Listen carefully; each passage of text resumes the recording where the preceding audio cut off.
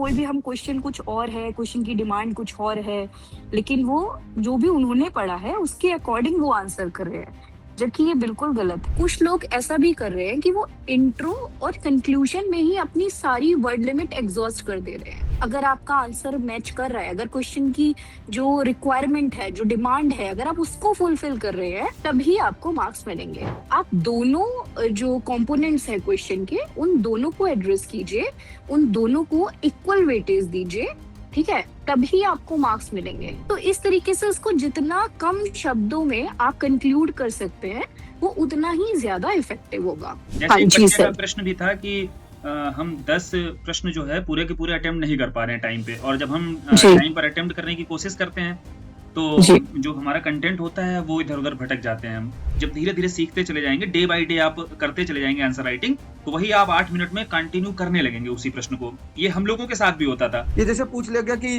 1857 की क्रांति के परिणाम बताइए, तो क्या मुझे 1857 क्रांति के बारे में भी और पॉइंट पहले के क्या रीजन था ये भी लिखना है कि सिर्फ रिजल्ट ही लिख देना है? जिस दिन आपके सारे जो भी वो नक्षत्र, ग्रह नक्षत्र जो भी है, वो एक साथ अलाइन करेंगे, उस दिन आपका हो जाएगा। आप खुद को एज दिलाने के लिए कहीं पे एग्जांपल्स यूज कर सकते हैं या ऐसी चीज यूज कर सकते हैं। बाकी सिलेक्ट होने के बाद सब ये बोलते हैं मैंने ये किया था, वो किया था।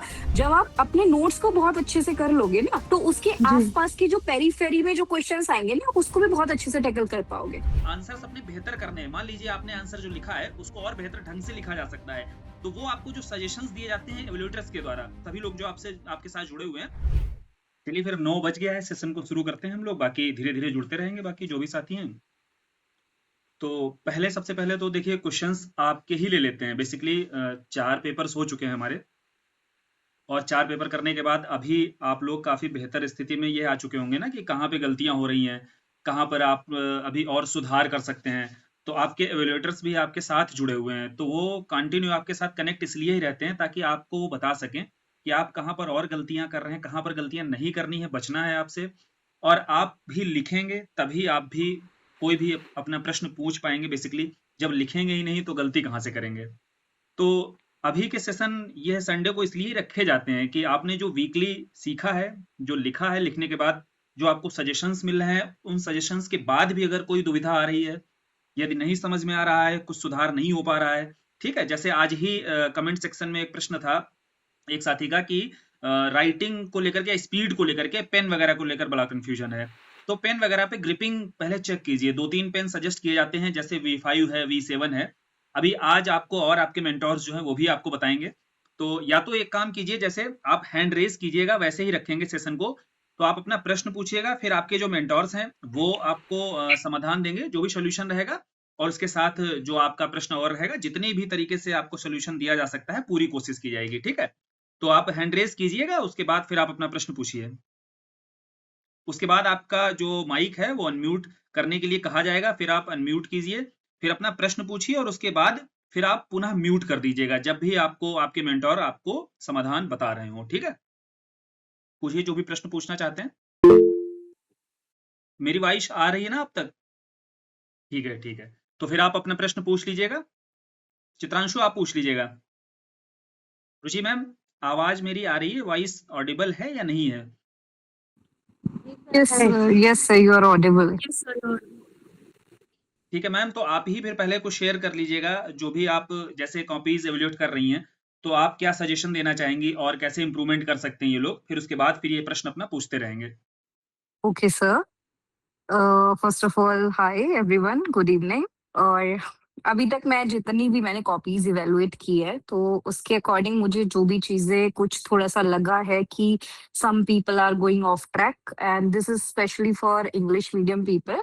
वैसे तो ये सबके ऊपर अप्लाई होता है, बट क्योंकि मैं इंग्लिश मीडियम की कॉपीज जो है वो इवेलुएट कर रही हूँ इस टाइम, तो जो मुझे थोड़ा सा लगा है कि जहाँ पे थोड़ी सी गुंजाइश है कि इम्प्रूवमेंट किया जा सकता है, वो सबसे पहली चीज ये है कि कुछ लोग क्या कोशिश कर रहे हैं कि जैसे उन्होंने कोई भी पर्टिकुलर कंटेंट पढ़ा, फॉर एग्जांपल मॉडर्न हिस्ट्री लेते हैं, तो उन्होंने जो भी कंटेंट पढ़ा है, बीट कोई भी ऐसी पॉलिसीज आई है जैसे सब्सिडरी लाइन्स हो गया या कुछ और हो गया, तो उन्होंने जो भी क्वेश्चन पढ़ा है, जो भी चीजें पढ़ी है, कंटेंट पढ़ी है, they are trying to fit in anywhere, ठीक है? जहाँ पे भी कोई भी हम क्वेश्चन कुछ और है, क्वेश्चन की डिमांड कुछ और है, लेकिन वो जो भी उन्होंने पढ़ा है उसके अकॉर्डिंग वो आंसर कर रहे हैं, जबकि ये बिल्कुल गलत है। आप कोशिश कीजिए कि जितना क्वेश्चन के साथ आप अलाइन कर पाएँ, जितना उसके साथ आप उसके प्रॉक्सिमिटी में आ पाएँ कि भई वो पूछना क्या चाह रहा है, उसके अकॉर्डिंग अगर आप आंसर करेंगे, it's not just about filling pages, it's not just about quantity. एक एक ये बहुत बड़ा भ्रम भी है कि अगर आप पेजेस फिल कर देते हैं, आप सारे क्वेश्चन अटेम्प्ट कर देते हैं, तो आपको अच्छे मार्क्स मिलते हैं, आपका सिलेक्शन हो ही जाएगा। This is very wrong notion. अगर आप क्वेश्चन के अलाइनमेंट के साथ अगर आपका आंसर मैच कर रहा है, अगर क्वेश्चन की जो रिक्वायरमेंट है, जो डिमांड है, अगर आप उसको फुलफिल कर रहे हैं, तभी आपको मार्क्स मिलेंगे। फर्स्ट पॉइंट इज दिस, ठीक है? सेकंड पॉइंट ये है कि अगर कोई पर्टिकुलर क्वेश्चन है, ठीक है? उसके 2 या 3 पार्ट्स हैं। बेसिकली क्या होता है, नॉर्मली क्या होता है, जो 8 मार्क के क्वेश्चन होते हैं, उसमें ज़्यादातर 2 उसके जो है पहलू रहते हैं, जो वो पूछते हैं, ठीक है? एक फर्स्ट पार्ट होता है, एक सेकंड पार्ट होता है। तो आपको क्या करना है, आपको दोनों को इक्वल वेटेज देने हैं। फॉर एग्जांपल जैसे अभी रिसेंटली जो हमारा लास्ट जो वीकेंड पे एक मॉडर्न हिस्ट्री का टेस्ट हुआ था, उसमें बहुत डायरेक्ट क्वेश्चन था कि पर्टिकुलर सब्जेक्ट का क्या अचीवमेंट और क्या लिमिटेशंस हैं, ठीक है? तो आपने अचीवमेंट लिख दिया पूरा 1.5 पेज पे, 8 मार्कर है, 2 पेजेस आर गिवन, आपने पूरा 1.5 पेज पे अचीवमेंट्स लिख दिया और फिर आपने लास्ट में थोड़ा सा लिमिटेशंस लिख दिया, ठीक है? 2 या 3 पॉइंट्स लिख दिए, ठीक है? ये बहुत ही गलत चीज है। आप दोनों जो कंपोनेंट्स है क्वेश्चन के, उन दोनों को एड्रेस कीजिए, उन दोनों को इक्वल वेटेज दीजिए, ठीक है? तभी आपको मार्क्स मिलेंगे। अगर आप ऐसा करेंगे कि एक पर्टिकुलर कंपोनेंट को बहुत ज्यादा एड्रेस कर देंगे और एक को नहीं करेंगे, तो लाइक आई डोंट थिंक कि आपको एज मिलेगी या फिर आपको उस तरीके के मार्क्स मिलेंगे जिस जो सिलेक्शन के लिए जरूरी है। दूसरा पॉइंट ये हो गया। तीसरा पॉइंट ये कह सकते हैं कि कुछ लोग ऐसा भी कर रहे हैं कि वो इंट्रो और कंक्लूजन में ही अपनी सारी वर्ड लिमिट एग्जॉस्ट कर दे रहे हैं, ठीक है? वो इतना बड़ा इंट्रो, इतना बड़ा कंक्लूजन लिख रहे हैं कि बॉडी के लिए फिर वर्ड्स ही नहीं है उनके पास, लेकिन फिर भी वो लिख रहे हैं। तो इट्स नॉट एडवाइजेबल कि आप इतना बड़ा इंट्रो लिखें, इतना बड़ा कंक्लूजन लिखें।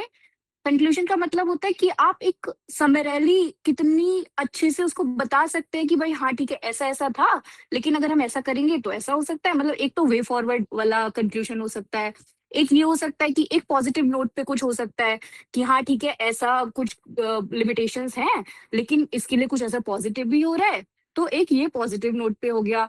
तो इस तरीके से उसको जितना कम शब्दों में आप कंक्लूड कर सकते हैं, वो उतना ही ज्यादा इफेक्टिव होगा, ठीक है? तो बहुत ज्यादा इंट्रो और कंक्लूजन पे ही अपने वर्ड्स एग्जॉस्ट ना कर दें, उसको बॉडी के लिए भी रखें और अकॉर्डिंगली आप डिवाइड करें कि कितना आपको इंट्रो में लिखना है, कितना कंक्लूजन में लिखना है, सो दैट पूरा क्वेश्चन की जो डिमांड है आप उसको फुलफिल कर पाए। तो ये कुछ सजेशंस हैं जो मेरी साइड से हैं। बाकी कुछ लोग क्या कर रहे हैं, जैसे 10 क्वेश्चंस हमें टेस्ट में मिलते हैं, तो वो क्या करते हैं कि वो स्किप करते रहते हैं और 2 या 4 क्वेश्चंस ही अटेम्प्ट करते हैं 10 में से। ये भी एक बहुत गलत चीज है। आप सारे क्वेश्चंस अटेम्प्ट कीजिए, ठीक है? स्टार्टिंग में हो सकता है आपकी क्वालिटी उतनी अच्छी ना हो, बट लाइक टाइम के साथ वो इम्प्रूव होगी। बट वो तभी होगी जब आप लिखेंगे। अगर आप उसको बिल्कुल से स्किप कर देंगे, तो वो कभी भी उतनी इम्प्रूव नहीं हो पाएगी। एक पॉइंट ये भी है। और बाकी के हाँ जैसे एक जी बच्चे का सर। प्रश्न भी था कि हम 10 प्रश्न जो है पूरे के पूरे अटेम्प्ट नहीं कर पा रहे हैं टाइम पे, और जब हम जी, टाइम पर अटेम्प्ट करने की कोशिश करते हैं तो जी। जो हमारा कंटेंट होता है वो इधर-उधर भटक जाते हैं हम। तो ये हुँ। जो टाइमली अभी मैनेज नहीं हो पा रहा है, इस पर थोड़ा-सा आप एक टॉर्च लेकर के प्रकाश डाल दीजिएगा। अच्छा, टाइमली मैनेज नहीं हो पा रहा है। जी, जी, जी। कुछ बच्चे इसका काफ़ी कुछ परेशान हैं, इनिशियल स्टेज जी, पे जो हैं। जी, जी। तो ऐसा कोई ऐसा मेरे पास कोई ऐसे अनफॉर्च्यूनेटली कोई मैजिक वर्ड्स नहीं है जो कि मैं बोलूँगी और वो टाइमली कंप्लीट हो जाएगा। हुँ, ये तो बस आप राइटिंग प्रैक्टिस से ही आएगा। आप कोशिश करें कि अगर आप किसी पर्टिकुलर टेस्ट में 5 क्वेश्चन कर पाए फॉर एग्जांपल, ठीक है? आप अगले टेस्ट में कोशिश करें कि इस बार मैं 7 क्वेश्चंस कंप्लीट करूँगा। उसके बाद कोशिश करें कि अब तो मैं 8 करूँगा, अब मैं 10 करूँगा। तो अगर कुछ बहुत ज़्यादा इश्यू आ रहा है टाइमली कंप्लीट करने में, तो आप खुद को एक टास्क दें कि भई मैं वीक बाय वीक इसको बढ़ाऊँगा, है ना? तो हो सकता है कि आप में वो मोटिवेशन भी आए कि हाँ नहीं, इस बार मुझे ज्यादा करने हैं, पिछली बार मैंने इतने ही करे थे। दूसरा एक और चीज ये है कि जैसे 10 क्वेश्चन आ रहे हैं, है ना? तो आप अपने आप को मतलब एक ऐसे, जैसे मैं क्या करती हूँ, जब मैं लिखती मतलब मैं रियल एग्जाम में भी जब लिखती हूँ, तो मैं खुद को ये एक टास्क देती हूँ कि ये एक पर्टिकुलर क्वेश्चन मुझे इतने मिनट्स में लिखना है, 7-8 मिनट में मुझे कंप्लीट करना है, ठीक है? 4 मिनट में मुझे एक पेपर लिखना है, एक पेज लिखना है। तो उसके अकॉर्डिंगली ही मैं थोड़ा-सा स्पेस उस तरीके से दूँगी वर्डिंग्स में, है ना? मैं अपने वर्ड्स को थोड़ा छोटा या बड़ा करूँगी, वो सब आप कर सकते हैं, ठीक है? तो ये एक, मैं ये नहीं बोल रही कि आप जो वर्ड लिमिट है उसको मतलब लाइक एक इस तरीके से दिखाएँ, मतलब वर्ड लिमिट में ना रह के ऐसा दिखाएँ, ऐसा बिल्कुल भी नहीं है। लेकिन अगर आपका कंप्लीट नहीं हो पा रहा है, तो कोशिश करें कि इस तरीके से भी कंप्लीट किया जा सकता है। अगर आपकी हैंडराइटिंग बहुत छोटी है, तो आपके वर्ड्स तो वो उतने ही हैं, बट आप उसको बहुत क्लोजली स्पेस्ड कर रहे हैं, तो आपको पेज भरने में और ज्यादा टाइम लग रहा है। तो ऐसा ना करें, आप थोड़ा सा अपनी राइटिंग को, फॉन्ट्स को थोड़ा सा बढ़ा सकते हैं। इस तरीके का कुछ एक्सपेरिमेंट्स करके देखिए, सो दैट आप टाइमली कंप्लीट कर पाए। बाकी क्वेश्चन वाइज अगर आप अपने आप को टाइम देके रखेंगे ना, स्टॉप वॉच लगा के कि ये मुझे 7-8 मिनट में करना है, तो वो शायद थोड़ा ज्यादा इफेक्टिव होगा और शायद फिर आप टाइमली कंप्लीट कर पाएंगे। So this is like from my side. बाकी जैसे अगर आप शुरुआती स्टेज में है ना, तो आप बहुत ज़्यादा टाइम को लेकर के अभी स्टार्टिंग में आपको टाइम मैनेजमेंट को लेकर परेशान नहीं होना चाहिए। क्योंकि यस, हाँ, डेफिनेटली। बिल्कुल। जब तक आप कंटेंट को लेकर के कॉन्फिडेंट नहीं आप फ़ील करेंगे ना, जब तक आप अपने कंटेंट को एनरिच नहीं कर लेंगे, आपके ब्रेन में कंटेंट नहीं होगा, ये कई बार बताया है कि तब तक आप आंसर राइटिंग टाइमली करना भी चाहेंगे ना, तो बहुत जनरलाइज़ पॉइंट्स रहेंगे आपके। और आप डे बाय डे अपने जनरलाइज़ पॉइंट्स को बेहतर तभी कर सकते हैं, जब आप इधर वाले पार्ट्स पर ज़्यादा मेहनत कर लेंगे।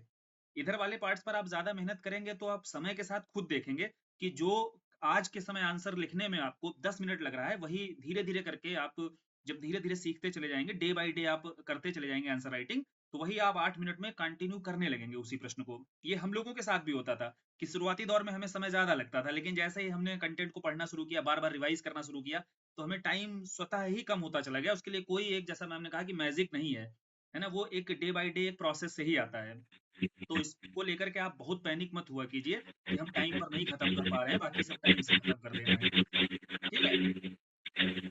तो बाकी और आप लोग कोई प्रश्न पूछना चाहते हैं वो पूछिए। बाकी दीक्षा मैम भी जुड़ी, वो आप मैम हिंदी की कॉपीज जैसे चेक कर रहे हैं, तो आप कुछ सजेशंस वगैरह देना चाहते हैं बताइए। बाकी आप लोगों को अगर प्रश्न पूछना है तो पहले हैंड रेज कर दीजिएगा और अपना जो माइक है ना उसको म्यूट रखिएगा।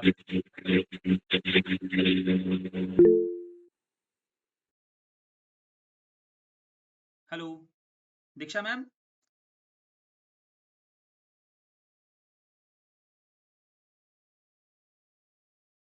आप पहले माइक को अनम्यूट कीजिएगा, उसके बाद आपकी वॉइस आएगी। हेलो सर, आ रही है आवाज? हाँ मैम बोलिए। क्वेश्चन है किसी का आप में से? अभी तो क्वेश्चन नहीं पुट किया, हैंड रेज तो अभी नहीं कर रहे हैं। अगर आपका कोई क्वेश्चन है तो आप क्वेश्चन पूछिए, ज्यादा बेहतर रहेगा, क्योंकि वो क्वेश्चन भी। हाँ चित्रांशु आप पूछिए।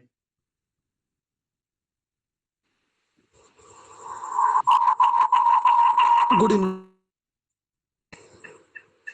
जी गुड इवनिंग जी जी चित्रांशु पूछिए। सर। मेरा एक क्वेश्चन ये है कि एक पहली बात तो ये कि एक सेकंड रुकिए, आपकी जैसे आवाज मैं जो डेली आपकी आवाज क्वेश्चन गूंज रही है। करता हूँ, किसी का माइक अगर म्यूट नहीं है तो उसे म्यूट कर दीजिएगा। जैसे मैं डेली जो क्वेश्चन करता हूँ जी, उनको मैं इवोल्यूट करने के लिए जेमिनी में डाल सकता हूँ क्या सर? आप एवेल्युएट करने के लिए जेमिनी में डालें। हाँ बताइए मैम, एवेल्युएट करने के लिए जेमिनी में डालना चाहती हैं। वॉइस नहीं आ रही सर आपकी। जी जी ठीक है, हम समझ गए। आपका क्वेश्चन है कि आप जो प्रश्न लिखते हैं उसका वो आंसर जो है आप जेमिनी पर एवेल्युएट करने के लिए डाल सकते हैं, चेक कर सकते हैं या नहीं, है ना? डेली वाले। जी डेली वाले, जो डेली आप लिख रहे हैं अपनी तरफ से। जी सर। ठीक है। तो इसका आंसर, और एक क्वेश्चन ये कि सर जैसे आज एक क्वेश्चन था कि प्रथम एवं द्वितीय विश्व युद्ध दोनों में जर्मनी की कार्यवाही व नीतियां महत्वपूर्ण कारक थी, लेकिन पूर्णतः जर्मनी को जिम्मेदार ठहराना एक जटिल मामला है। तो पहले मैंने उसको दो पार्ट में डिवाइड किया। पहले मैंने जर्मनी के जो रीजन थे वो लिख दिए और दूसरे पार्ट में मैंने जो अदर रीजन थे उनको लिखा। हाँ लेकिन कभी कभी ऐसा क्वेश्चन आता है कि जिसमें सिर्फ जैसे पूछ लिया कि फ्रांस की क्रांति का भारत के राष्ट्रवाद पर क्या इफेक्ट पड़ा, तो मुझे सिर्फ वही पॉइंट लिखने हैं या उसके अलावा भी मुझे और कुछ भी पॉइंट लिखना होता है? ये जैसे पूछ लिया गया कि 1857 की क्रांति के परिणाम बताइए, तो क्या मुझे 1857 क्रांति के बारे में भी और पॉइंट पहले के क्या रीजन था ये भी लिखना है कि सिर्फ रिजल्ट ही लिख देना है? नहीं प्रश्न अगर 8 नंबर में आ रहा है ना, तो अगर 8 मार्क्स में आपका प्रश्न आया है और परिणामों पर प्रश्न है, तो आपको सीधा डिमांड पर हिट करना होता है, ठीक है? वहां बहुत ज्यादा इधर उधर भागने का स्कोप नहीं रहता है। केवल 2 पेजेस आपको मिले हुए हैं, लेकिन प्रश्न 3 पेजेस में आ रहा है, तो थोड़ा सा आप रेफरेंस दे करके आप डिमांड पर जा सकते हैं, ठीक है? वो प्रश्न यस डिपेंड करता है कि आपका 8 मार्क्स में पूछा गया या 12 मार्क्स में पूछा गया है। तो ओके अभी सर। हाँ, अभी आपका पहला जो प्रश्न था वो बेसिकली था कि जो डेली ये आंसर राइटिंग कर रहे हैं मैम, तो वो चाहते हैं कि एआई वगैरह से जो एवेलुएट है वो कर सकते हैं, या जैसा आप सजेस्ट कीजिए। हाँ बिल्कुल कर सकते हैं। बाकी इवैल्यूएशन हमारी तरफ से भी अच्छा ही हो रहा है। और नहीं मैम ये मैं पूछ रहा था कि जैसे वीकली जो टेस्ट होता है वो तो आप लोग कर देते हैं, लेकिन मैं जो डेली लिखता हूँ तो मुझे उस डेली के बारे में कैसे पता चलेगा ना कि मेरा वो आंसर सही है या नहीं सही है, उसमें कौन और कहाँ सा सुधार कर सकते हैं हम? कि एआई प्लेटफॉर्म पे जाकर के कर सकते हो, वो बता सकते हैं आपको अच्छे से। और डेली आप लिखोगे तो आपकी प्रैक्टिस भी हो जाएगी। संडे वाले टेस्ट में भी आपको हेल्प करेगा वो। Yes ma'am. उस मैम जो मेरी कॉपी जब इवेल्यूएट होती है तो उसका उसमें ये लिखा रहता है कि 10% छोड़ के लिखना है। मैम मुझे वो समझ में नहीं आता कि क्या 10% छोड़ के लिखना है। अच्छा, मैं बताता हूँ आपको वो। जैसे आप जब नेक्स्ट पैराग्राफ, वो सफिका मैम है नहीं ना, तो वो अक्सर सजेशन देती हैं इस तरीके का।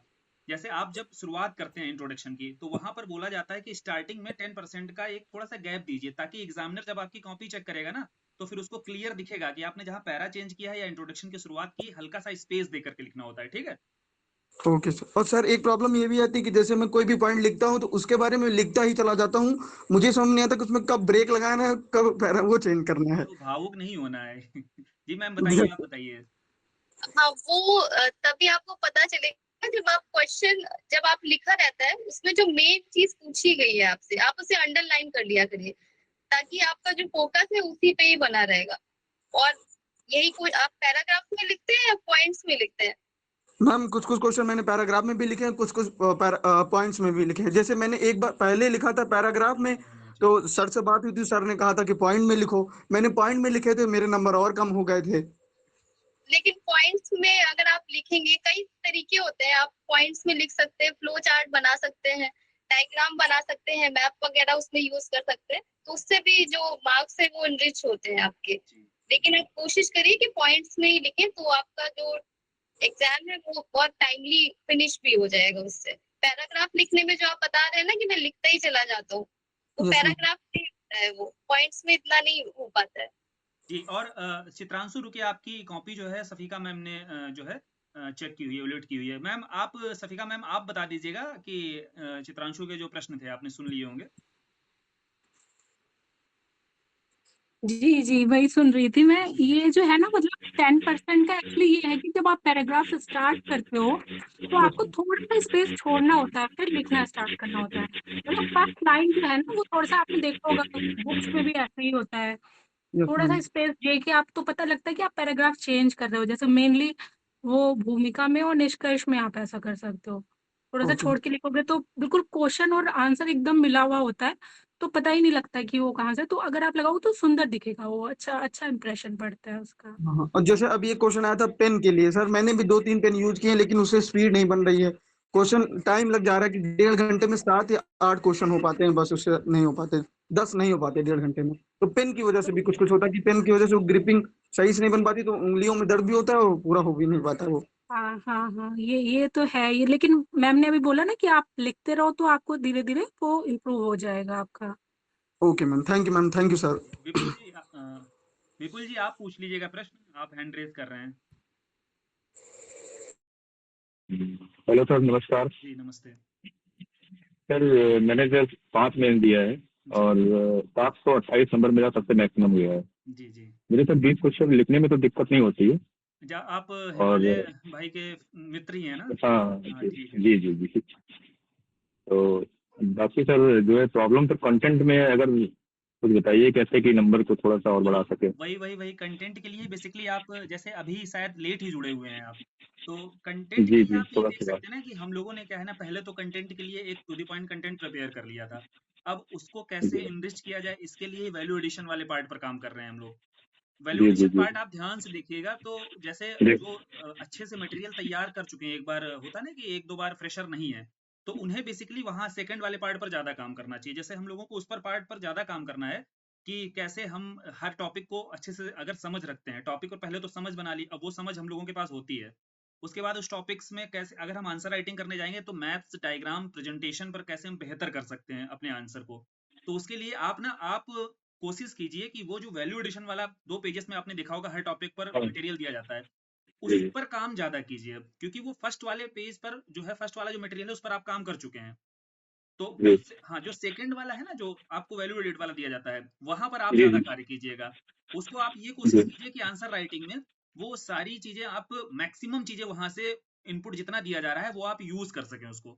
आप खुद ही देखेंगे कि जो आंसर आप पहले लिख रहे होंगे, फिर जो सजेस्ट किया जा रहा है आपको वैल्यू एडेड मटेरियल, उसके बाद जब आंसर लिखेंगे तो आप ऑलरेडी 1 से 2 नंबर का गेन आप कर चुके होंगे। जिस दिन अर्पित भाई से बात हो रही थी उस दिन, तो जैसे उन्होंने उनका एक मैं देखा उनके उनसे अच्छी कॉपी तो मैं जानता नहीं हूँ किसी की होगी।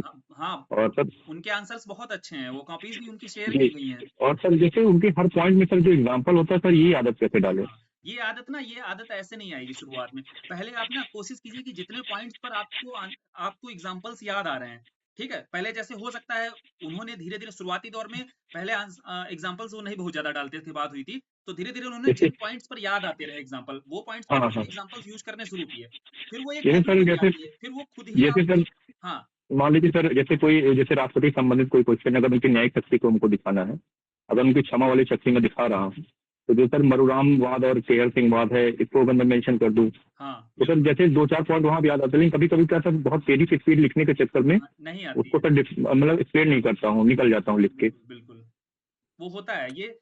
Sir I would like to add something on this Vipul. जी आप एक जी काम कीजिए, आप जो आपके नोट्स है ना, आप कोशिश कीजिए कि आप जितने एग्जाम्पल्स उसमें इनकलकेट कर सकते हैं, जितने एग्जाम्पल्स उसमें लिख सकते हैं। कोई जैसे अगर आप पॉलिटी के क्वेश्चन की बात करें, अभी प्रेसिडेंट या vice president, governor, like beat any any topic, तो आप कोशिश कीजिए कि अपने नोट्स में जैसे उससे रिलेटेड आप कोई केस ऐड कर दे। पॉलिटी में बहुत स्कोप है कि आप कोर्ट केसेस ऐड करें, है ना। तो पहले उसमें डायरेक्ट आप सोचिए कि मैं एग्जाम में यूज कर दूंगा, टेस्ट में यूज कर दूंगा, लिखने में एकदम आंसर में यूज कर दूंगा, वो नहीं हो पाएगा। पहले आप कोशिश कीजिए कि आप अपने नोट्स में हर जगह एग्जाम्पल्स ऐड कीजिए।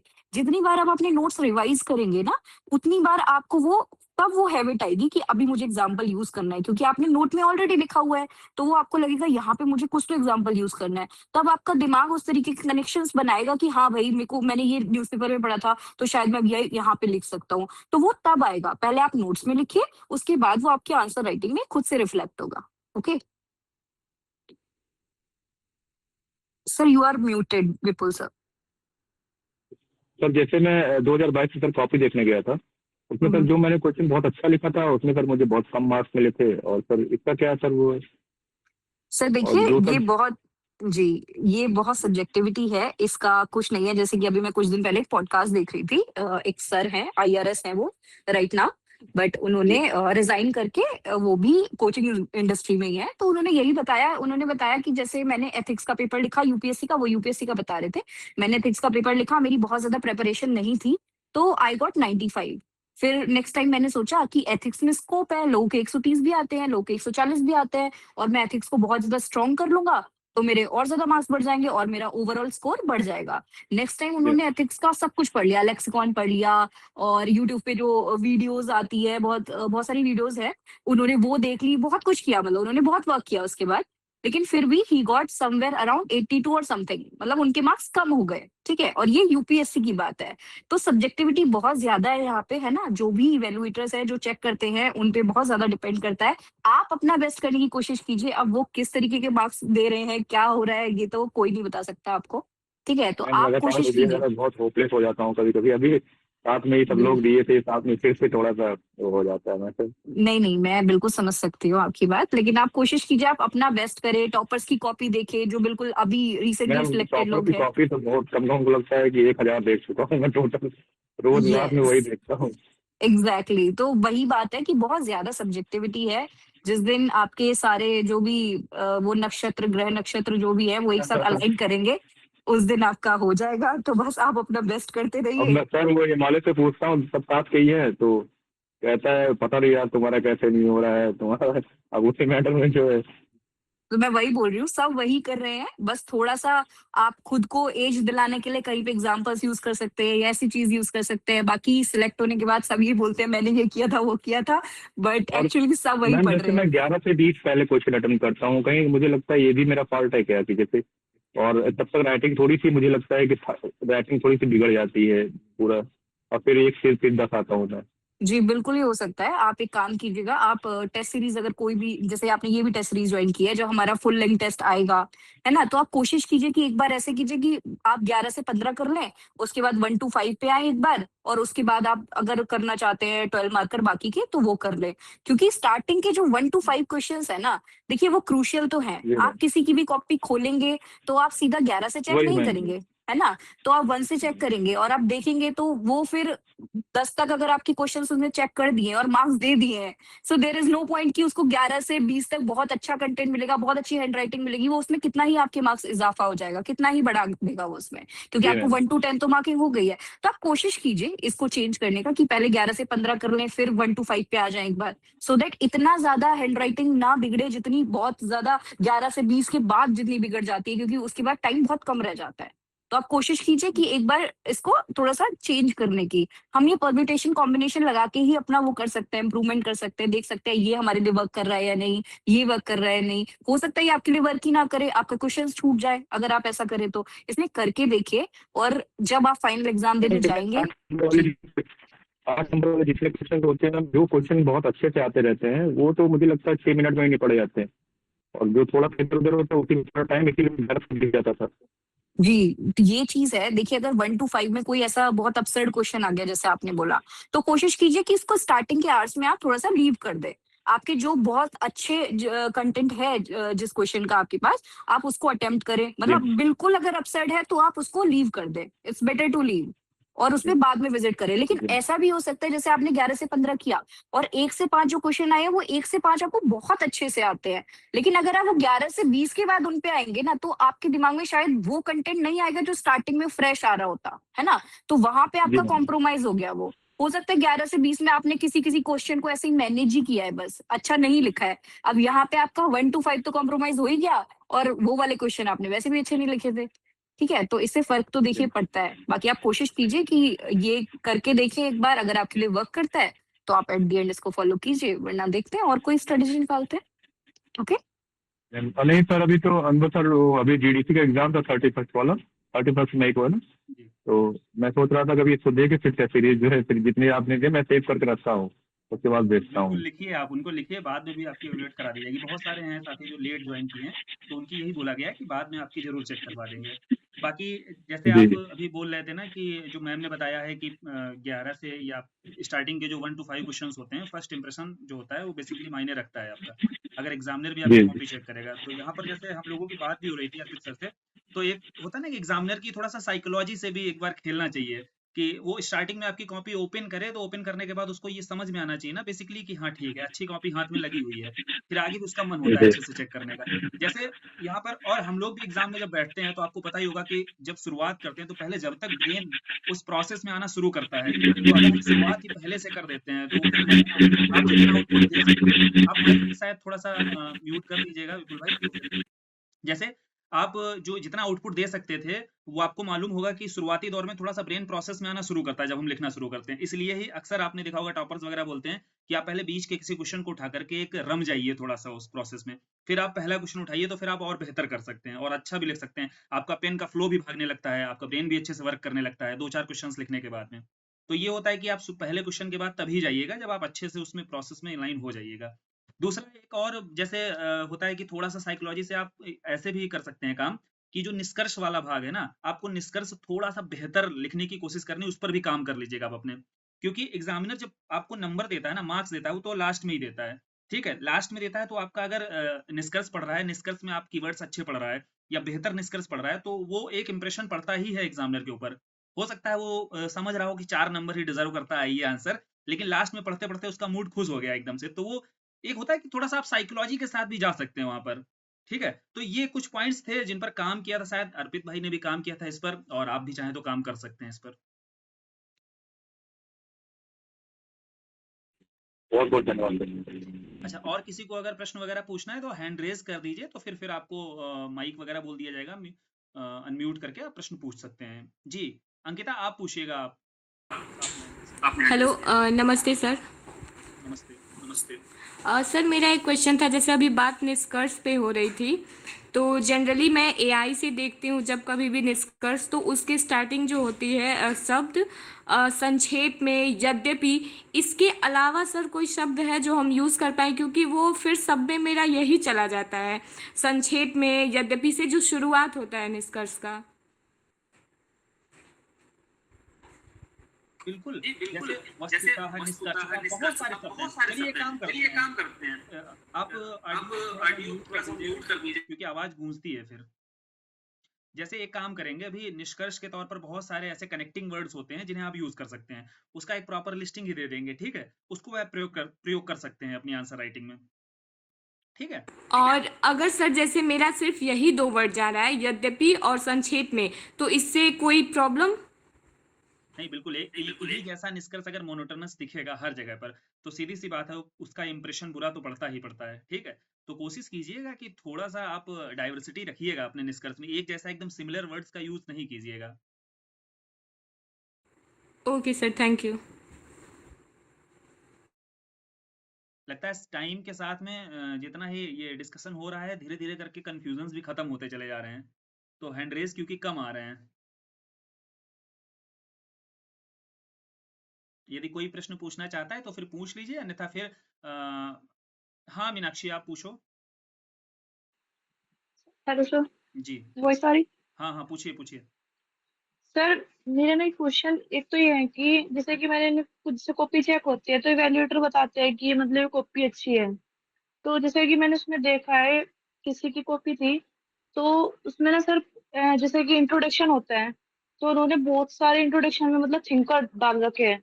तो सर ऐसे मतलब इंट्रोडक्शन में थिंकर डाल ले 4-5 क्वेश्चन में, या कुछ लिमिटेड होता है, कुछ इसका एरिया होता है, कैसे सर इसके? तो ये क्वेश्चन है मेरा सर। एक ये क्वेश्चन है कि जैसे कि उसी में मतलब इवेल्यूएटर ने बता रखा है सर ने, किसी ने, कि टॉप कॉपी अच्छी है, तो उसमें निष्कर्ष अभी मैम मुझे मैम ने बोला कि मतलब कि आप इंट्रोडक्शन और कंक्लूजन छोटा रखे, ज्यादा बड़ा ना रखे। बट लेकिन जब उनको देखते हैं तो कंक्लूजन बहुत बड़ा बड़ा होता है। सर इसमें लेकर बहुत कंफ्यूजन होता है कि आप छोटा रखे या बड़ा रखे, बहुत प्रॉब्लम होती है, तो इसके बारे में बता दीजिए।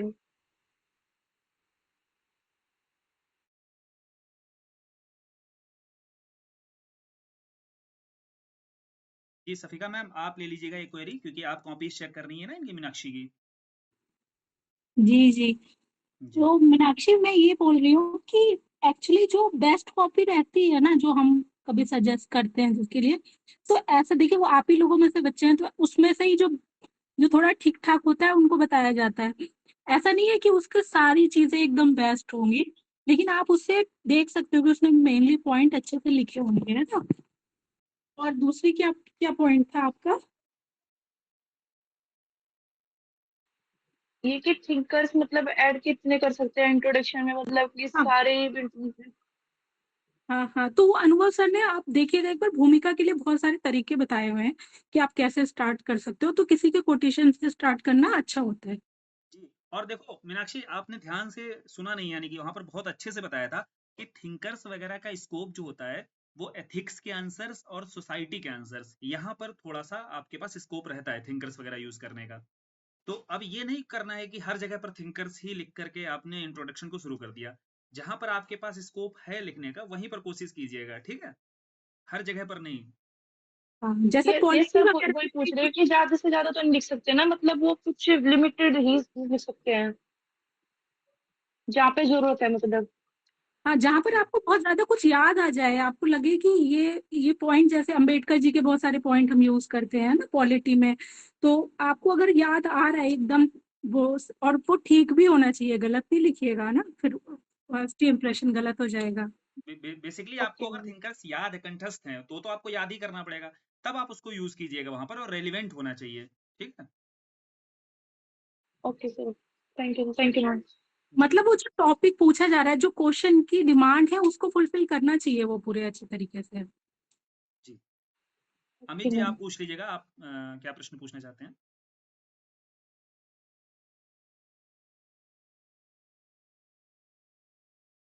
अमित जी आप ऑडियो को म्यूट पर से हटाएंगे तभी आपकी आवाज आएगी।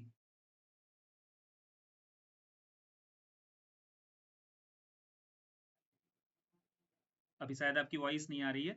अदिति आप पूछ लीजिएगा। Hello sir, good evening. Good evening. Sir मुझे ये पूछना था कि जैसे आप कोई भी क्वेश्चन देते हैं सेक्शनल टेस्ट में, तो जो थोड़े से डायरेक्ट होते हैं वो टैकल हो जाते हैं, लेकिन जैसे जो थोड़े से इनडायरेक्ट क्वेश्चन होते हैं ना, तो उसमें उस वक्त ये नहीं समझ में आता है कि मतलब इसमें क्या चीज दिया जाए, मतलब कैसे फैक्टर। जैसे अभी आपने एक क्वेश्चन आज दिया था नेशनल लीडर्स वाला, जैसे वो आपने लेक्चर में बताया है, बट उसको जैसे अगर जैसे मैंने उसको पढ़ा भी था, लिखा भी है, बट उसमें ना उस टाइम पे वो पॉइंट याद नहीं आते हैं कि मतलब हम उसको किस तरह से टैकल कर पाए, मतलब अगर थोड़ा सा डिफरेंट होता है तो। अच्छा और और एक चीज और है कि जैसे जब हम इंट्रोडक्शन या कंक्लूजन लिखते हैं, तो मतलब दोनों में क्या सर उसमें कोटेशन वगैरह दोनों में हम यूज कर सकते हैं? अच्छा ठीक है। रुचि मैम आप प्रश्न समझ गई हैं। अब बेसिकली इनका पूछना है कि जैसे ये थीम अगर पढ़ के जाती हैं, जो भी टॉपिक इन्होंने पढ़ा है, और उस टॉपिक से हटकर थोड़ा सा लैंग्वेज को इधर उधर करके वो डिफरेंट कर देते हैं लैंग्वेज को, फिर ये उस टॉपिक को कैसे डील करें अपने पढ़े हुए भाग से। तो आप कैसे डील करती हैं इस चीज को, वही बता दीजिए, ज्यादा बेहतर ढंग से समझ में आ जाएगा। ओके। तो देखो, सबसे पहले तो आपको थोड़ी सी तो मतलब आंसर राइटिंग प्रैक्टिस करनी पड़ेगी to come to this stage कि आप कोई मैम सा भी जी बताइए। Ma'am actually I am an initial stage, that's why I asked. Yes, exactly, इसीलिए मैंने ये बोला था। तो इस पे बहुत जी ज्यादा परेशान होने की बिल्कुल भी बात नहीं है। जब भी हम कोई भी लोग अगर आंसर राइटिंग शुरू करते हैं, तो सबसे पहले सबके साथ ऐसा ही होता है स्टार्टिंग में कि जो हमारे नोट से कोई क्वेश्चन आए, डायरेक्टली कोई क्वेश्चन आ गया, जैसे रीजनलिज्म है, उसका कोई क्वेश्चन आ गया, ठीक है, तो आप उसको टैकल कर लेंगे क्योंकि आपने अपने नोट्स में वो उस तरीके से लिखा हुआ है। लेकिन जैसे ही कोई थोड़ा सा कोई करंट ओरिएंटेड क्वेश्चन आ गया, तो आप एकदम से कंफ्यूज हो जाते हैं कि भाई अब इसमें मैं क्या लिखूं। तो उसके लिए अभी के लिए आप क्या कर सकते हैं, देखिए धीरे धीरे ये सारी स्ट्रेटजीज हम लोग आपके साथ शेयर करेंगे आगे, बट ठीक है क्योंकि अभी आपने क्वेश्चन पूछ लिया है तो मैं बता देती हूँ। बहुत सारे एक कह सकते हैं तरीके होते हैं, जैसे मान लो कोई एक स्टेपल अप्रोच है, ठीक है, उसमें आप उसकी बहुत सारी डायमेंशंस बता सकती है ना, उसकी साइड, उसकी सोशल हो गई, उसका पॉलिटिकल डायमेंशन हो गया, इकोनॉमिक डायमेंशन हो गया। ये मैं उन क्वेश्चंस की बात कर रही हूँ जैसे इकोनॉमी में, मतलब जीएस3 में कोई क्वेश्चन आ गया, जीएस3 में अमूमन ऐसे क्वेश्चंस आते हैं जो कि ना थोड़े से हमने नहीं पढ़े होते हैं।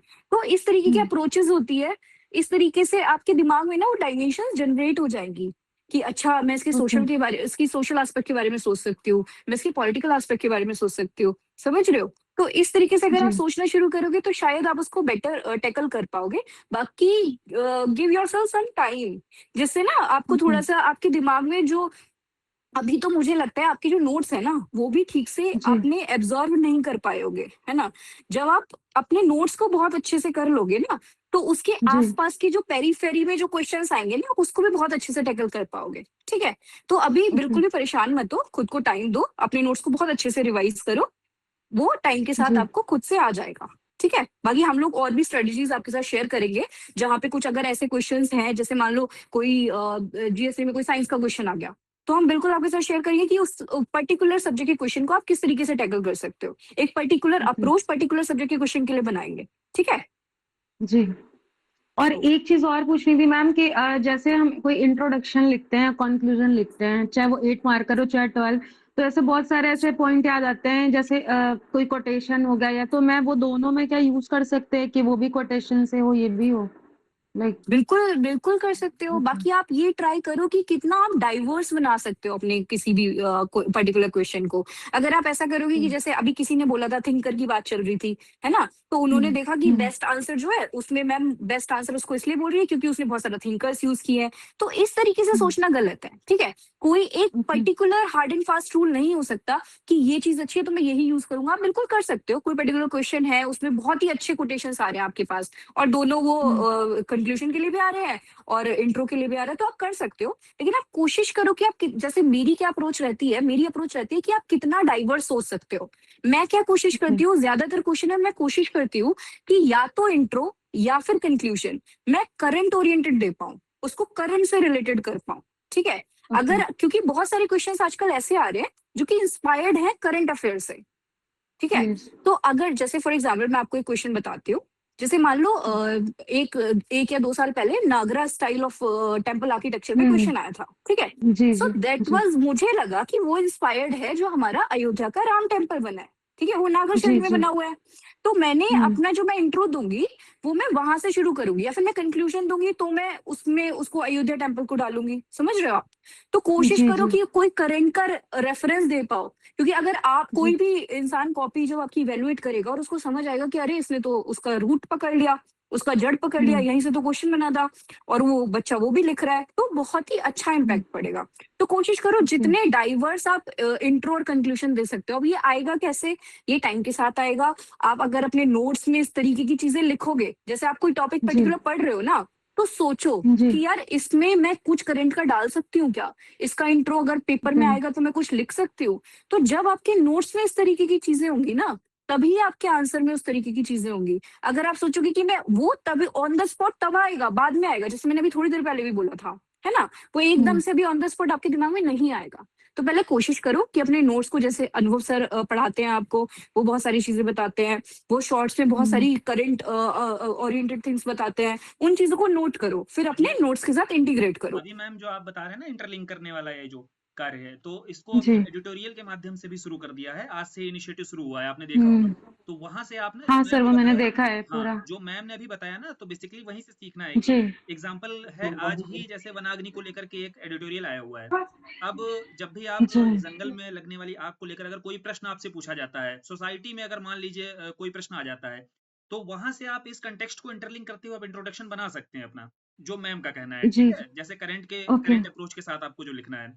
तो जैसे एग्जांपल जी ही लेते हैं, एक एडिटोरियल आज ही हम लोगों ने डिस्कस किया चुनाव आयुक्त को लेकर के, ठीक है, जो सुप्रीम कोर्ट ने प्रश्न जी पूछा है कि आप इसकी निष्पक्षता पर बताइए कैसे बनाकर रखेंगे, जो आपकी सिलेक्शन कमेटी है वहां पर आपने एक कैबिनेट मिनिस्टर बैठा रखा है अपने साथ में, एक लीडर ऑफ अपोजिशन है। हम्म तो अब ये कंटेक्स्ट जो आपने हम्म पढ़ा, अगर मान लीजिए आपसे पॉलिटी में क्वेश्चन आता है, तो ये कंटेक्स्ट लेकर के आप इंट्रोडक्शन बिल्कुल शुरू कर सकते हैं, ठीक है। हम्म तो ऐसे सीखते चलना है आपको, डे बाय डे आप सीखते चलेंगे। तो पहले तो आपको नोट्स एब्जॉर्ब करने हैं, ठीक है। पहली बात तो आप जी ये समझिए कि आपको अगर नोट्स पर ही अपने कमांड नहीं होगी, जिस नोट्स को आप फॉलो कर जी रहे हैं, जो भी नोट्स, अगर आप जी इस नोट्स को फॉलो करें, इस नोट्स पर आपके पास कमांड नहीं होगी, तो आप जो पेरिफेरल वाली चीजें हैं ना, जहां पर आप परेशान हो रहे हैं, तो वहां पर अभी परेशान नहीं होना जी है, जी पहले आपको कोर पर काम करना है अपने, ठीक है।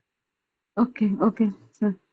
और सर एक लास्ट क्वेश्चन था कि जैसे हम कोई भी आंसर्स लिख रहे हैं, जैसे मान लीजिए हिस्ट्री का आंसर है, जैसे आज का ही है सपोज, तो उसमें क्या होता है ना कि बहुत सारे ऐसे अगर चाहो कि मैपिंग यूज कर लो या कुछ, तो उस टाइम मैप मतलब नहीं आता है दिमाग में, तो क्या उसका रिप्रेजेंटेशन मतलब जो है वही अच्छा करना बेटर होगा, या फिर कुछ और मतलब उसकी मैप की प्रैक्टिस करनी होगी? जैसे कोई भी हो, जैसे वर्ल्ड हिस्ट्री में हम उतना बेटर मतलब नहीं समझ पा रहे हैं मैप वगैरह की, कुछ ऐसा like, जी मैम, ये ठीक बताइए है, मैम कि मैप्स वगैरह का यूज जो है ये नहीं कर पा रही हैं जब आंसर राइटिंग कर रही हैं। नहीं कर पा रहे हैं। मतलब समझ में नहीं आ रहा है कि वो कैसे इंटरलिंक करें, क्योंकि वर्ल्ड हिस्ट्री में तो नहीं मुझे समझ में आएगा। जी मॉडर्न में तो सर मैंने किया था, मतलब वो तो है। जी is this for me? Yes sir. Okay, ठीक है, ठीक है। देखिए, मैंने अभी जो आपको बताया था, मैं वापस से वही रिपीट करूंगी कि आपको कुछ भी ऑन द स्पॉट याद नहीं आएगा, ठीक है। अगर आपने अपने नोट्स में मैप बनाया है, तभी आप अपने आंसर में मैप बना पाएंगे, ठीक है। तो आप ओके कोशिश कीजिए पहले अपने नोट्स को उस तरीके से एनरिच करने की, ठीक है। अभी क्या होता होगा कि आप अपना आंसर लिखते हैं, ठीक है, आप जी किसी और से कंपेयर करते होंगे जो बेस्ट कॉपी है, या फिर मॉडल आंसर से कंपेयर करते होंगे, उसमें आप देखते होंगे इसमें तो मैप बना हुआ है, ये तो ऐसा लिखा है, मेरे हम्म दिमाग में तो ऐसा आया नहीं। तो कोई बात नहीं, ठीक है, आप थोड़ा सा टाइम दो अपने, बस एक काम करो, जैसे मॉडल आंसर दे रहे हैं जी कोई, आपने जी अपना आंसर लिखा, अब आप एक बार उसको जी मैच करो, ठीक है। अब देखो अब मेरा आंसर इससे कितना अलाइन कर रहा है, ठीक है। दूसरा, जब आपको आपकी कॉपीज इवेलुएट होके आए, आप उसके वो जो भी फीडबैक मिल रहा है आपको, आप उसको पढ़ो, ठीक है। अब आप क्या करो, जी अपने नोट्स उठाओ, अब उसमें हम्म से जो भी, एक तो इवेलुएटर ने कोई नया पॉइंट लिखा है, जैसे मैं अगर इवेलुएट करती हूँ तो मेरी कोशिश यही जी रहती है कि मैं, अगर आपने कोई डायमेंशंस मिस कर दिया है, तो मैं वो डायमेंशंस जी उसमें वहां पे नोट कर दूं, ताकि आप अपने नोट्स में उसको इंटीग्रेट कर सके, ठीक है। तो जी अगर मॉडल हम्म आंसर में या आपको इवेलुएटर के द्वारा कोई भी ऐसा पर्टिकुलर पॉइंट मिलता है जो आपके नोट्स में नहीं है, जैसे मैप हो गया, जी तो आप वहीं पे जी जी जाके अपने नोट्स में उसको बना लो, ठीक है। अभी तो ओके ये टेस्ट हो रहे हैं जो आपको 10-10 क्वेश्चन मिल रहे हैं, आगे जी जाके जी एफएलटीज भी होंगे, फुल लेंथ टेस्ट होंगे, तब आप इसको इस्तेमाल करो। तब आप देखो कि आप कर पा रहे हो या नहीं कर पा रहे हो, ठीक है? तो आप एकदम ये मत सोचो कि मैं डायरेक्टली मैप्स बना लूं, मैं डायरेक्टली डायग्राम्स बना लूं। आप कोशिश करो मैं अपने नोट्स में वो चीज इंटीग्रेट करती जाऊं, ताकि जो मैं फाइनल आंसर बाद में लिखूं वो मैं अपना बेस्ट लिख पाऊं। इसीलिए अभी इस चीज को लेके परेशान मत हो, ठीक है? Okay, thank you. Okay okay. हाँ आकाशदीप, आप पूछ लीजिएगा, आप हैंड रेज कर रहे हैं।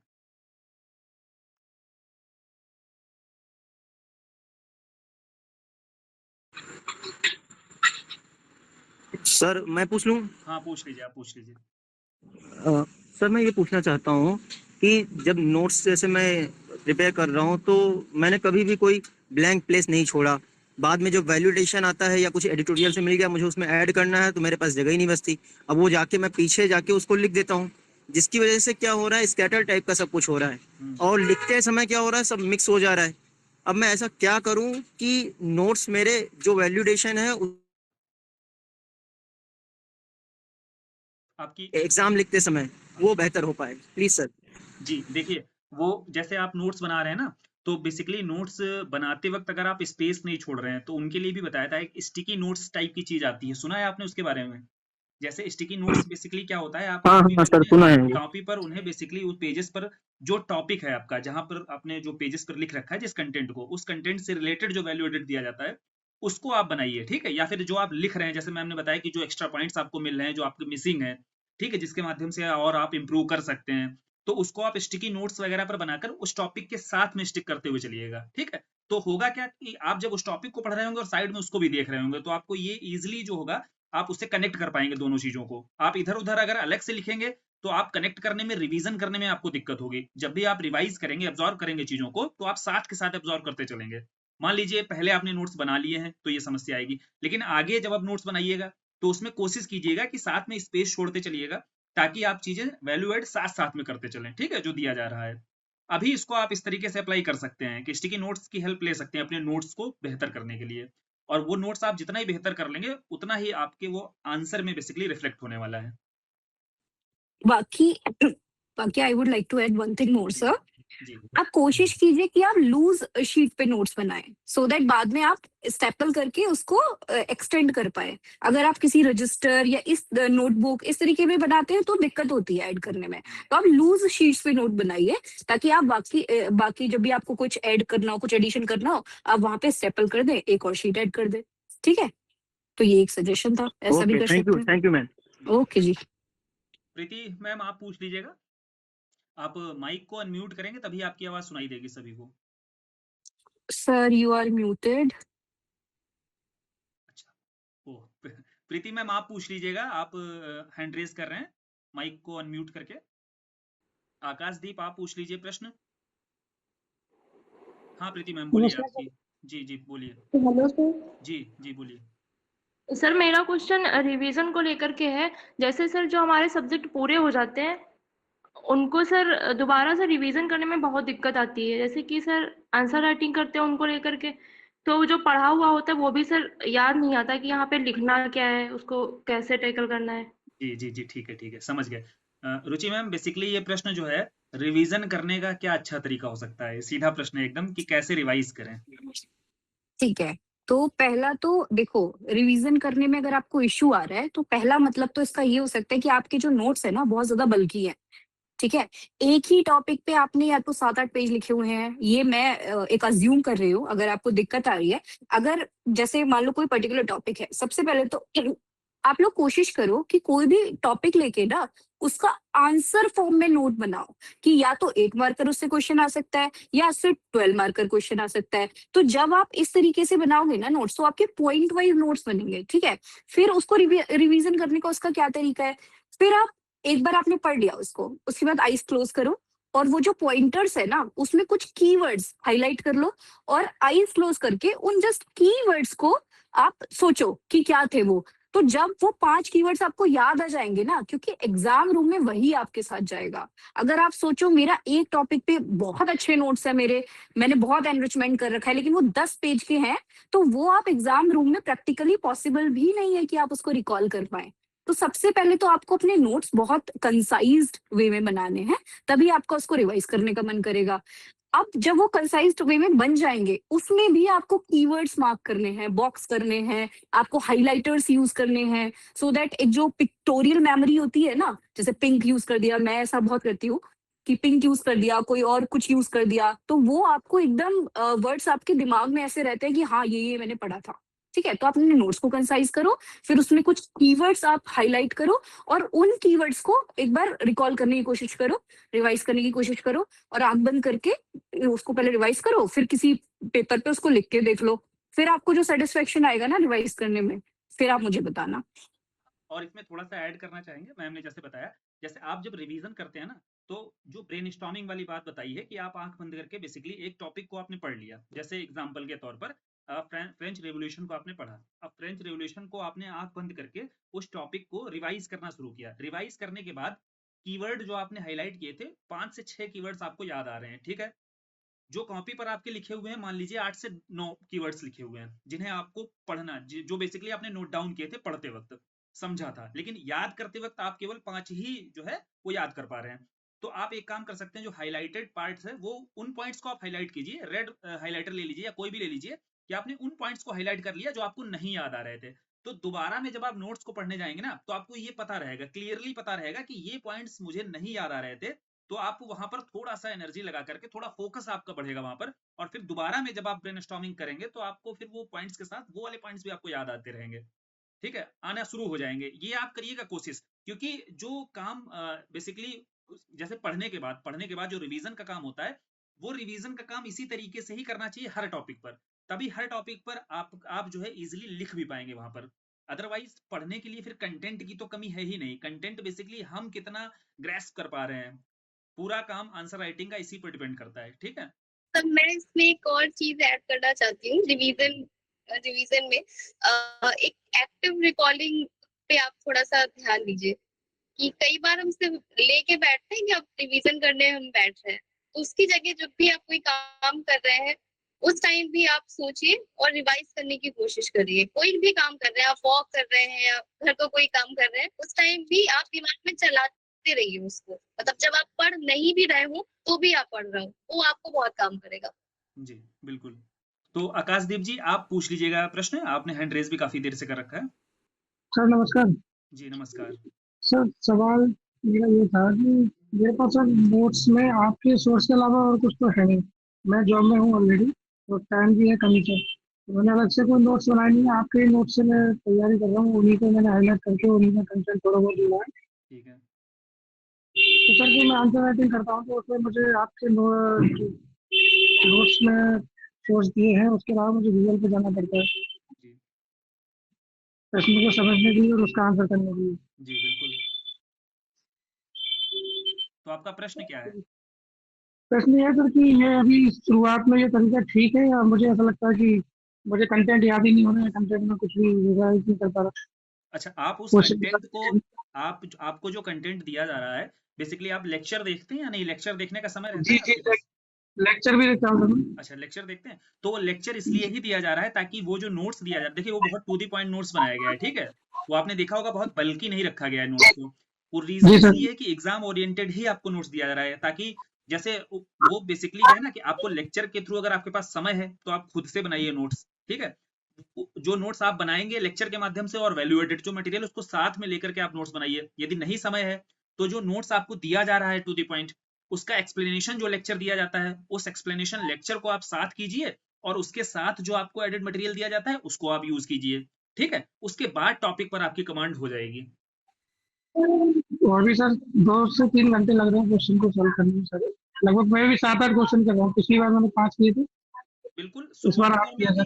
जैसे इसी पर अभी बात हुई है कि शुरुआती दौर में अगर आप इनिशियल स्टेज में है तो आपको समय लगेगा, ठीक है, क्वेश्चंस को आपको टैकल करने में भी समय लगेगा, टॉपिक को समझने में समय लगेगा, लेकिन ये एक आंसर राइटिंग एक प्रोसेस होता है, ठीक है, धीरे धीरे धीरे धीरे ही इवॉल्व होता है ये। सडनली आप अभी चाहेंगे कि आप अभी नहीं सर। जी बोलिए, आप कुछ पूछ रहे थे, अनम्यूट कर दीजिएगा। हेलो हाँ हाँ सर, आवाज आ रही? बोलिए बोलिए बोलिए। सर मैपिंग मैंने अभी कभी की नहीं है, और मुझे मैपिंग और समस्या आती है, तो आप किस प्रकार का मैप यूज करना है, इसके लिए कैसे किस सोर्स हो जाएगा इसे इम्प्रूव करने के लिए? मैपिंग को लेकर के, जैसे प्रीलिम्स की मैपिंग को लेकर आप परेशान हैं, या मेंस में जो डायग्राम्स वगैरह का यूज किया जाता है? मेंस के लिए सर। अच्छा, मेंस के लिए मैपिंग के लिए बहुत रफ मैप का यूज किया जाता है। आपको बेसिकली अब एग्जांपल जैसे अभी नागर शैली और द्रविड़ शैली, आप म्यूट कर दीजिएगा प्रश्न पूछने के बाद, आप अपने माइक, हाँ। तो जैसे नागर शैली और द्रविड़ शैली की बात होती है, आपको एकदम ऐसा नहीं है कि भारत का एकदम आपको मैप वैसा ही बना देना है। आप बहुत रफली मैप का यूज कीजिए, क्योंकि बहुत टाइम लिमिटेड रहता है वहां पर, ठीक है। उस लिमिटेड टाइम पे आपको प्रेजेंटेशन भी अपना बेहतर करना है, मल्टीपल डाइवर्सिटी के साथ में आपको क्वेश्चंस भी लिखना है, ठीक है, लिखने हैं सारे। तो आप ना वहां पर आपसे डिमांड ये नहीं होती है कि आप एकदम सजा कर भारत का मैप वैसे ही बना दीजिए, कोई भी रेखा बदलनी इधर उधर नहीं जानी चाहिए। आप रफली एक बिल्कुल रफ टाइप का मैप बना सकते हैं, बस वहां लोकेशन आपको एग्जैक्टली ये दिखाना, ये लगना चाहिए भारत का है बस। उसके साथ में आपको नागर द्रविड़ जहां पर एग्जिस्ट करता है, जैसे नॉर्थ इंडिया में ही आपको दिखाना है नागर को, और साउथ में ही द्रविड़ को दिखाना है, बस इतना ही स्कोप रहता है वहां पर। बहुत परेशान नहीं होना है कि मैप को लेकर के हम मैप अच्छा नहीं बना पा रहे। अच्छा मैप वहां जरूरत ही नहीं है, बस लगना चाहिए भारत का मैप बना हुआ है, इसके अलावा और ज्यादा मेहनत नहीं यहाँ पर करनी होती है, ठीक है। सर एक क्वेश्चन हो रहा है सर, प्री एग्जाम भी मेरा मैंने 2 अटेम्प्ट दिया है, प्री एग्जाम भी मेरा नहीं निकला था, तो बस आपसे अनुरोध सर ये है कि जब एग्जाम फ्री हो तब भी मार्गदर्शन बनाए रखिए। नहीं, बिल्कुल पीटी के लिए स्टार्ट होगा, अभी करंट अफेयर्स चल रहा है ना, धीरे धीरे सब्जेक्ट्स भी स्टार्ट कर देंगे, ठीक है। ठीक है सर। जी हाँ, और किसी को प्रश्न पूछना है अगर तो प्रश्न पूछ लीजिए, फिर नहीं तो फिर इसको कंप्लीट किया जाए सेशन को। रेज हैंड कर दीजिएगा अगर प्रश्न है, तो आप अनम्यूट करके पूछ सकते हैं। सर एक क्वेश्चन है मेरा। जी पूछिए पूछिए। सर जो टेस्ट होते हैं, हेलो जी पूछिए पूछिए। सर, जो संडे वाले टेस्ट होते हैं इनको सर एनालाइज करने का सर तरीका क्या हो सकता है? जैसे कि क्वेश्चंस होते हैं, बाद में हम भूल जाते हैं उनको कि इसमें क्या करना था, तो इस तरह से सर बता दीजिए कि उसको कैसे एनालाइज करें। देखो, एनालाइज करने का सबसे अच्छा तरीका, एक तो पहला तरीका हो सकता है कि आपको जो मॉडल आंसर्स दिए जा रहे हैं ना, मॉडल आंसर्स पे ये नहीं देखना है कि परफेक्ट आंसर है, मॉडल आंसर से ये चेक करना है कि प्रश्न की डिमांड क्या थी, फिर अपना आंसर लिखना है सामने, ठीक है, रखना है जो आपने लिखा है कि क्या तुमने उस डिमांड पर हिट किया है उस प्रश्न को। अगर डिमांड पे नहीं किया तो पहला जो पार्ट होता है कि यही होता है कि हम प्रश्न की डिमांड को समझ पाए कि नहीं समझ पाए, ठीक है। उसके बाद फिर अगर आपको सही से अपना एनालिसिस करना है तो फिर आप बृहस्पतिवार तक का वेट कर लिया कीजिए। बाकी जो शेड्यूल चल रहा है शेड्यूल के अनुसार चलिए। बृहस्पतिवार को जब आपकी कॉपी एवेल्यूएट होकर आ जाती है, तब आपको वहां से मल्टीपल चीजें बताई जाएंगी कि कहाँ कहाँ पर आप अपने आंसर्स में गलतियां कर रहे हैं, ठीक है। ये होती है, ये एवोल्यूशन बेसिकली आपकी वहां पर है जब आप उस टॉपिक को, जो टॉपिक आपसे लिखने के लिए दिया जा रहा है, उस टॉपिक पर आपके पास कंटेंट है, कंटेंट पर आपका कमांड है, कमांड के बाद आप प्रश्न की डिमांड को अगर नहीं हिट कर पा रहे हैं तो प्रश्न की डिमांड आप इस तरीके से समझ सकते हैं मॉडल आंसर्स का सहारा लेकर के।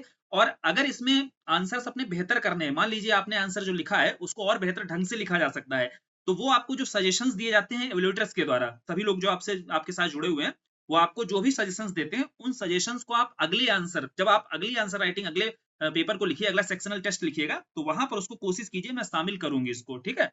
तो ऐसे आप डे बाय डे जो है, जैसे आप टेस्ट बाय टेस्ट आप करते चले जाएंगे, इसे एड ऑन करते चले जाएंगे, तो आपका जो इम्प्रूवमेंट है वो होता चला जाएगा। Okay, thank you sir. जी, तो आई होप कि सभी के आंसर्स मिल गए होंगे। बाकी अगर अभी भी ऐसा है, लग रहा है कि किसी के क्वेश्चंस को टैकल यहाँ नहीं किया गया है, तो आप लोग कमेंट सेक्शन में भी वहां पर बता सकते हैं। बाकी रुचि मैम आपको भी थैंक यू, और सफिका मैम, दीक्षा मैम, आप सभी ने अपना समय दिया।